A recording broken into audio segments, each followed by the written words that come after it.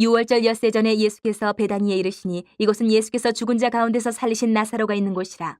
거기서 예수를 위하여 잔치할세 마르다는 일을 하고 나사로는 예수와 함께 앉은 자 중에 있더라. 마리아는 지극히 비싼 향유 곧 순전한 나드 한 근을 가져다가 예수의 발에 붓고 자기 머리털로 그의 발을 닦으니 향유 냄새가 집에 가득하더라. 제자 중 하나로서 예수를 잡아줄 가룟 유다가 말하되 이 향유를 어찌하여 300데나리온에 팔아 가난한 자들에게 주지 아니하였느냐 하니, 이렇게 말하면 가난한 자들 생각함이 아니요 그는 도둑이라 돈괴를 맞고 거기 넣는 것을 훔쳐가미러라.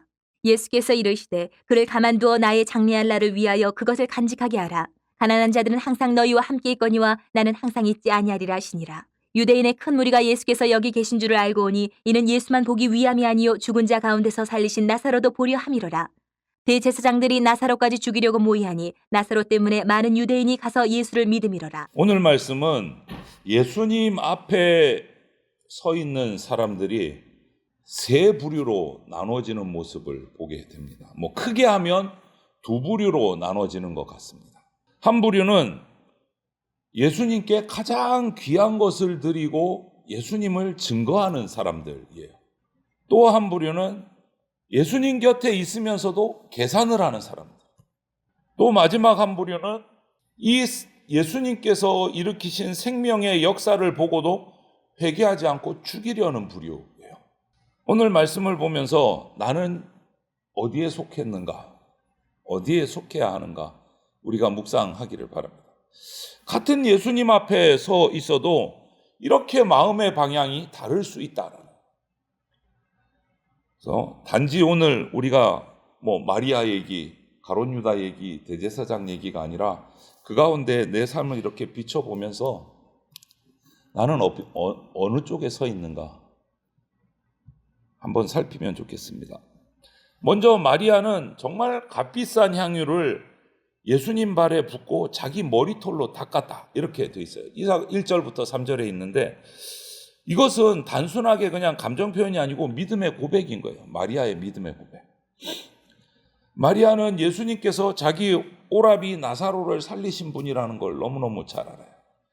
그리고 그 절망 죽음의 자리에서 생명을 주신 분이시다는 것을 고백하는 거예요. 그래서 가장 귀한 것 아낌없이 드리는 거예요. 특별히 마리아의 이 향유를 예수님께 붓고 닦는 모습을 자세히 살펴보면 그 향유를 가지고 와서 예수님의 머리에 부은 게 아니고 예수님 발에 향유를 부었어요. 가장 낮은 곳에. 그리고 그냥 깨끗한 수건으로 닦은 것이 아니라 자기의 머리털로 닦았다. 예수님의 발을. 이 유대 관습의 여인에게 이 머리카락은 정말 영광이고 면류관 같은 거예요. 머리카락. 그런데 그 자신의 영광, 그것까지도 주님의 발 앞에 내려놓는 모습인 거예요. 이것이 진짜 헌신이에요. 헌신은 내가 쓰고 남은 것을 드리는 게 헌신이 아닙니다. 가장 귀한 것을 주님께 드리는 거죠. 그런데 이렇게 하면 세상은 우리를 보고 야, 쓸데없는 짓 하네, 낭비하네 이렇게 말할 수 있어요. 조롱할 수 있어요. 하지만 믿음은 압니다. 주님께 드리는 것은 결코 낭비가 아니다. 천국에 쌓인다라는 거죠. 그런 마리아의 행동을 받으신 예수님은 당신의 죽으심과 장례를 준비하는 귀한 헌신으로 받으셨어요. 우리도 그렇게 받아야 됩니다. 나는 정말 주님을 귀하게 여기고 있는가? 은혜를 깊이 아는 사람은 이 헌신을 대충 하지 않습니다. 가볍게 여기지 않습니다. 그것이 마리아의 모습이에요. 그러면 좀 반대의 부류도 있습니다. 4절부터 6절을 보면 가룟 유다는 마리아가 예수님의 발에 그 비싼 300데나리온이나 되는 어마어마하게 비싼 향유를 발에 붓고 머리털로 닦는 모습을 보면서 칭찬을 한 것이 아니라 이런 말을 해요. 그 비싼 향유를 300데나리온에 팔아서 가난한 사람들을 구제했어야 된다. 겉으로 보면 참 옳은 말입니다. 옳은 말입니다. 그런데 그 가룟 유다의 중심을 성경은 오늘 이야기하고 있어요. 가난한 자를 생각한 것이 아니고 돈을 사랑한 사람이구나. 돈괴를 맞고 그 안에 돈이 들어오면 훔쳐가는 사람. 요즘 말로 하면 횡령을 한 거예요. 횡령을. 이처럼 죄는요, 노골적으로 오는 경우가 거의 없습니다. 좋은 명분을 입고 겉으로는 좋은 것처럼 와요. 교회를 위해서 말하고 이웃을 생각하는 말처럼 바른 판단처럼 보여요. 그런데 그 중심에 예수님이 없으면, 자기 이익만 남아 있으면 그것은 신앙이 아니고 선행도 아니고 위선입니다. 착한 척. 가룟 유다는 예수님의 제자로 예수님 곁에 오래 있었지만 결국은 예수님보다 돈을 사랑했어요. 예수님을 따른 게 아니고 오히려 예수님을 자기 주머니를 채우는데 이용했어요. 우리도 나를 한번 돌아봐야 돼요. 나는 주님을 사랑하는가, 아니면 주님을 통해서 내게 조금이라도 떨어지는 어떤 유익을 바라고 있는가? 내 신앙은 진짜 헌신인가, 가룟 유다 같은 계산인가? 살펴봐야 돼요. 예수님은 우리가 이용할 대상이 아니라 내가 엎드려서 경배해야 될 구세주 주님이십니다. 이 질서가 무너지면 향유 냄새가 나야 될 자리에 돈 냄새가 나요. 썩는 냄새가 나요. 우리는 그래서 회개해야 돼요. 십자가 앞에 서면 계산은 무너지고 은혜만 남습니다. 그리고 또한 부류를 보면 9절에서 11절을 보면 많은 유대인이 예수님뿐만 아니고 나사로를 보려고 이렇게 몰려들었다라고 돼 있어요. 왜? 나사로가 예수님 옆에 그냥 앉아있는 그 자체가 예수님의 능력을 증언하는 거예요. 왜? 무덤에 나흘이나 지난 나사로를 살려내셨거든요. 그 살아난 나사로가 예수님 옆에 앉아있는 것만 해도 예수님이 생명의 주님이시라는 증거가 돼요. 그냥 증인이 되는 거예요. 그래서 많은 사람이 왔다가 살아있는 나사로를 보고 예수님을 믿게 됐다. 오늘 그렇게 얘기를 해요. 그런데 여기서 중요한 마지막 부류가 나타나요. 대제사장들도 왔어요. 그 자리에. 그리고 어떻게 합니까? 믿는 것이 아니라 예수님이 살리신 나사로를 보고 믿는 것이 아니라 예수님도 죽이려 했지만 나사로까지 죽이려 했다. 이게 뭐예요? 생명의 증거를 보고 회개하고 믿어야 되는데 오히려 자신의 기득권을 지키기 위해서 그 예수님의 증거까지도 없애버리려고 해요. 나사로까지 죽이려 해요. 이것이 죄악의 완악함이에요.